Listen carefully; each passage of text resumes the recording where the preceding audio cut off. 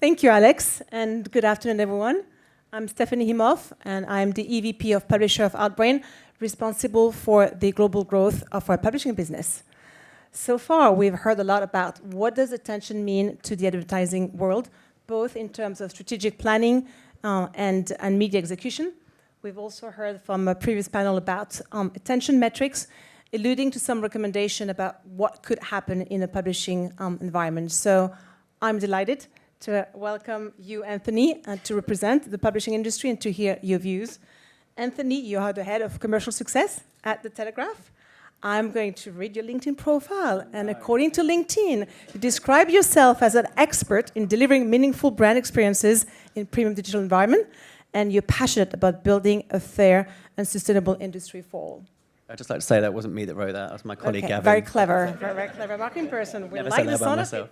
You got my attention, Anthony. Okay, the theme of today, and I need to read from the official program.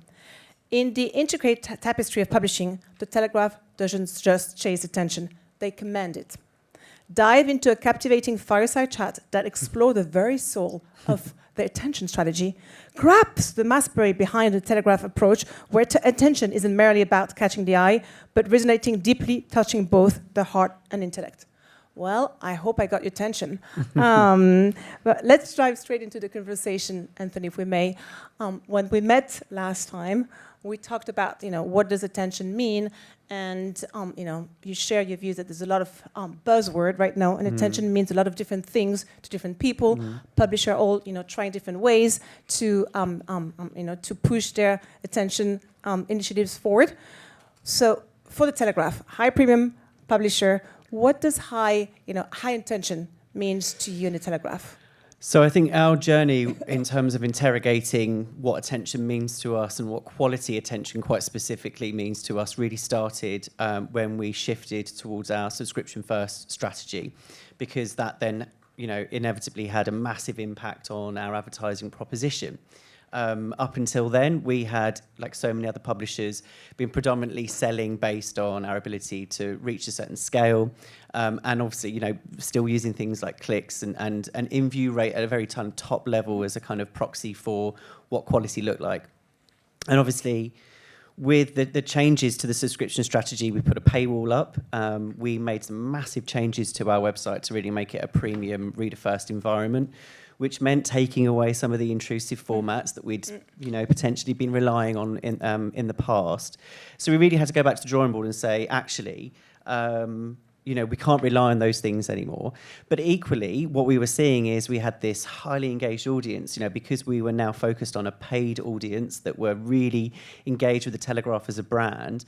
We knew that we had this, really, valuable kind of product and commodity that we needed to sell. So, for example, we knew that 90% of our readers trusted the content, and as a proxy of that, trusted the advertising that they would see, in our pages as a part of that.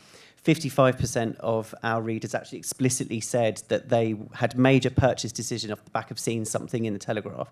And, we really knew that actually that was a fantastic environment for advertisers to be in. So we kind of suddenly realised actually that the metrics that we had been using for years just didn't tell that story. There was a huge blind spot in kind of how we delivered our value proposition and how we kind of gave evidence around that. So we came up with a program called Metrics That Matter, and that really focuses on 3 key areas. So the first thing we look at is the kind of the brand safety and the responsibility of our delivery proposition. So that's confirming that none of our ads are intrusive, that they are kind of clearly defined. The content and the editorial content, the advertising is held separately.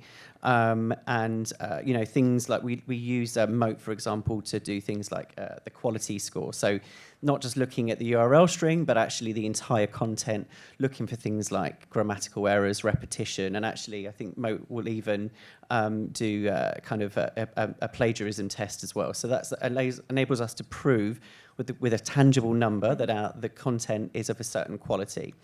And obviously, we're completely brand safe compliant, and all of those things that are kind of really, really important. The second thing that we look at is the actual engagement with the ad itself. So there's nothing wrong with the good click-through rate. That's fantastic if you've achieved it, if you can give context around that and prove that that's been achieved in the right way. So we use metrics such as the hover and the attention quality metrics through Moat. We use other metrics like not just the in-view rate, but is the ad in view for a meaningful amount of time? And also we look at can we prove that the engagement with the content has been a positive experience? So we look for things like view-through rates and active dwell time, because we know that there's a halo effect, that if somebody's enjoying the content and that we're sharing ads responsibly in that space, that actually the ads are going to benefit from that kind of lean-in mindset that somebody's enjoying the content. And I'd just like to kind of, whilst we're talking about that as well, the other thing that's really important to kind of mention is when we set off on this journey, we didn't want to set up something that was exclusively Telegraph, that was proprietary. Our ambition was to prove that quality journalism across the board was a really valuable commodity for advertisers when advertising is kind of placed in a responsible way. So we purposefully use tools that exist across the market. We try and use language that other publishers are using, and we've actually gone into direct competitors and had the conversation and talked them through our approach to attention, so that they can beg, borrow, and steal, all of those strategies, and we can kind of cross, because we are stronger together. It needs to be a problem that we solve across publishing, not just for the Telegraph. And the final thing we do with the Metrics That Matter program is we try and actually prove that that's working. So up until 2018, unless you were doing a big kind of six-figure brand kind of partnership, we didn't offer anything from a brand outcome perspective. And we changed that. We started working with brand metrics. They were fantastic in kind of getting us on our journey in terms of understanding brand outcomes for that kind of bread and butter day-to-day display activity. So it's a relatively basic, straightforward process, but we retarget those that have been exposed to an ad, and we ask some very simple questions that allows us to determine where we've shifted the dial in terms of those kind of brand uplifts and outcomes. And that was it, really. I mean, the next stage of that was really then kind of looking at how we could use that data to create best practice, insights. So we've got 300 plus campaigns that have gone through that program now. And it's really about looking for trends and analysis that helps us kind of prove that actually it's really working. And can you tell us a little bit more on that? Because I know that you recently shared in one of the presentations the 5 rules. So if you had to synthesize the 5 rules of engagement. Yeah.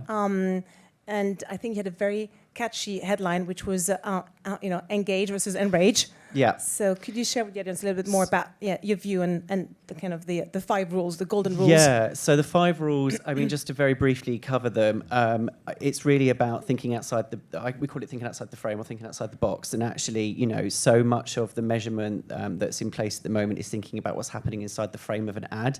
But actually, the biggest influence on an ad in terms of the quality of attention it's receiving is all about what's going on around the frame of that ad, how somebody's interacting with that content. Is that ad jarring or intrusive to that content experience? We know that we've got metrics like gold below the fold that actually prove that if you allow people to engage with their content for a reasonable amount of time, when you do present ads to them, they're much more likely to engage with them. So that's really important. To go back to your point on the engage versus enrage, that was really about trying to get advertisers to think about the negative outcome of chasing scale. So we came up with this visual, and it's basically at the very top you've got highly accurate, highly targeted campaigns, and let's say numbers just off the top of my head, 10 people go off and buy something as a result of that. And 1 person doesn't. Okay, that's great. But actually, as you go further down the scale, okay, maybe you are now getting to the point where 20 people buy something and 30 people buy something and 40 people buy something. But actually, are you thinking about, as you decrease your accuracy, as you decrease the budget that you're putting at a CPM level onto that, how many people are having a negative experience of that brand, and actually the net impact on that brand, even though you're looking at the 20, 30, 40, 50 people that did something positive as a result, are you thinking about the 150, the 200, the 300, the 400 people that did something negative, and actually your brand equity comes out negative? So the point of that is, it's a really tricky slope to go down, and actually, it's about quality over quantity. Thank you for that. And maybe going back a bit on the provocation, one of the provocations said before in one of the previous panel about can attention actually drive measurable business outcome and positive ROI? And I think you alluded to how you measure and how you drive business outcome for your brands. What can you tell us a little bit more about what does success look like for your brand advertiser? Yeah. And if you may even share a case study with the audience in terms of what recent work that you've done. Yeah, so I think one of the biggest challenges we have as a publisher is post-click visibility, and we beg constantly clients to say, give us more information about what happened, post-click, so that we can then use that data to inform what we do in the future and actually create those case studies, right? But we've used the brand outcomes. We know that the accuracy of our targeting is really important. So the case study that I mentioned to you previously was Zoopla. It was the first campaign that we did a data match with.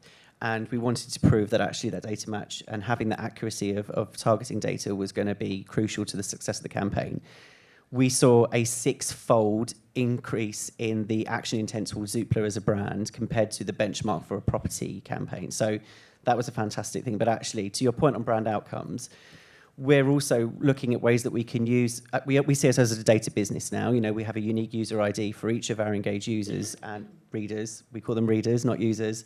And actually, we want to look at how we can use that data to create more sophisticated attribution models. So not focusing on, last click attribution, but actually, if we're working with a data partner that also has really rich data, first party data, how can we use that data to match 3 months after the campaign, 6 months after the campaign, continuously match to prove that we're driving proper business outcomes for that brand, not just off the back of a click or a view that the handbag example is really good because we work with a lot of really high-end fashion brands. You're not going to buy a handbag off the back of seeing an ad in the Telegraph, but it might encourage you to go and browse in that particular store, and it might have an ultimate impact on your decision to buy that bag.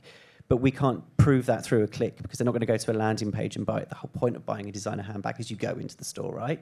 So we're really keen to look at how we can do that. It's kind of, it's still a work in progress, but we're really keen to just create something that's a bit more sophisticated than the attribution models that we have in place at the moment. Amazing. Thanks for sharing. As we're up for time, maybe one last question, as you are with an audience, the brightest advertiser here in the UK. What do you think, if you have to ask in terms of what is missing in industry right now to really make it work? What would you say? I would say that confidence in, that actually buying reach for the sake of reach and kind of, scale and kind of, really have a conscious human editorial approach to the publishers that you are choosing, because everything we've talked about here today was talking about measuring, and actually so much of that means that the publisher, your publisher list becomes agnostic, and actually you're not focused on that at all. You're focused on other things, and that's when you start to see the made for advertising fake news sites slip in. And what we really ultimately want to do is make sure that the advertising budgets are going to regulated journalism that's trying to do something important in society, rather than the divisive and toxic made for advertising sites that are just chasing the clicks. So I would say really think about have that human engagement with the publisher list that you're working with. That's great. Thank you so much. Right on time.